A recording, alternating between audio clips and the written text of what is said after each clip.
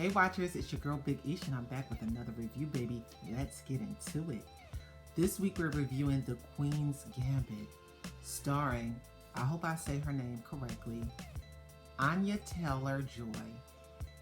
And we have a nice, strong black lead, as Netflix loves to say, in Moses Ingram as Jolene. So let me just say this.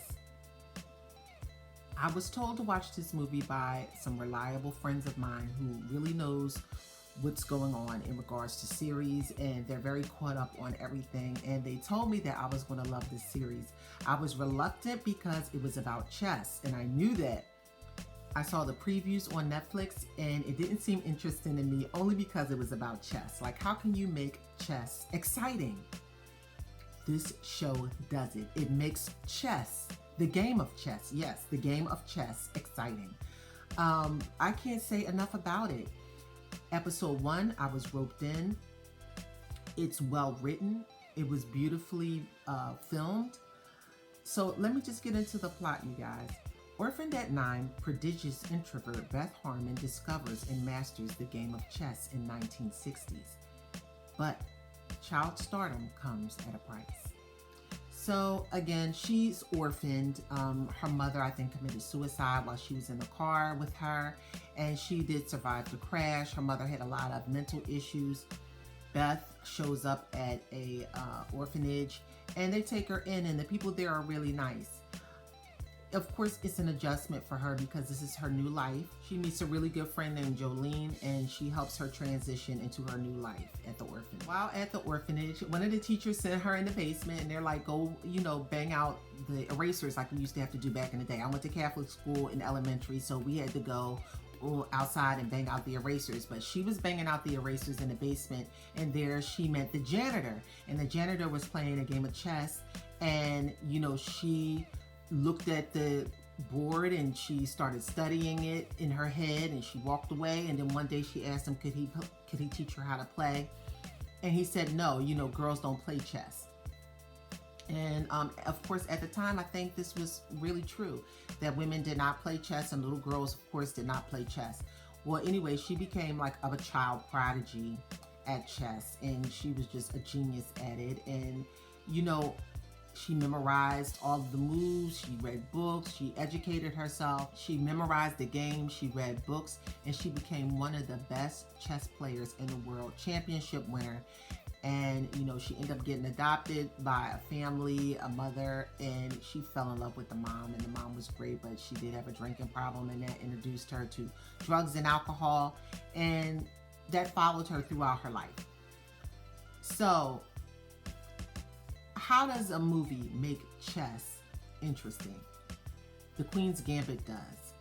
I was very reluctant on watching this series, but from the urgency from my friends who told me that I should, shout out to Terry and Tony, who have been watching this, and I actually finished it before them. They said it's great. They said they could not get enough of it.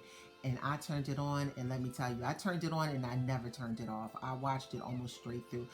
It's during the election period, so I did have times where I was watching the news, and I stopped watching the news to watch The Queen's Gambit because it would take my mind off the election, and it's just so much going on right now, and I'm just so nervous, and my stomach is full of butterflies for this election. I can hardly sleep.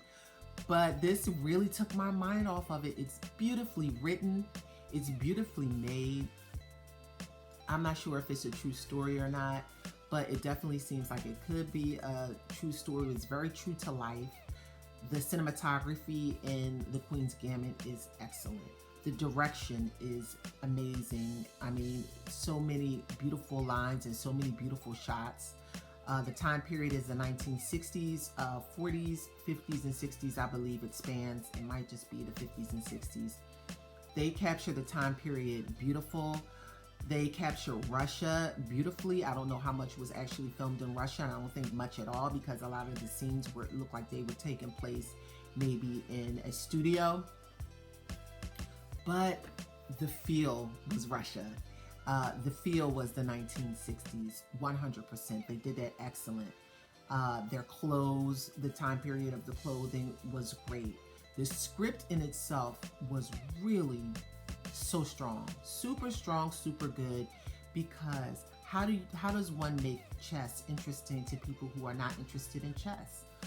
And we were all invested. We all were invested. I'm not going to be interested in chess after this. I'm not a chess person. I did play when I was younger. My father taught me how to play when I was younger. Since then forgot how to play. And it's not really my interest. But I was totally interested in this. It's an understory of a woman who feels that she needs drugs and barbiturates and alcohol to advance in life. You know, so many kids these days are on some kind of enhancement in regards to drugs, some kind of Ritalin or something like that to keep them focused. And when she did take the Ritalin, which they were given to her at the orphanage, just like Tic Tacs, you know, like, hey kids, would you like some drugs? And they took it. And that's initially how she got hooked. And so then the orphanage realized that, you know, this was wrong and they can't be giving kids these kind of drugs, and they stopped it, and she actually went through a withdrawal. So it was something to see. It really was. It was just so beautifully written, so beautifully filmed. The story could have gone on forever for me. I was so sad when it was over, and that's the feeling that you want when you watch a good series, is that when it's over, you're left feeling void. You're left feeling sad, you know. Not sad because you did have an ending, and it was a great ending. The ending was perfect. It couldn't have been any better. It was very simplistic.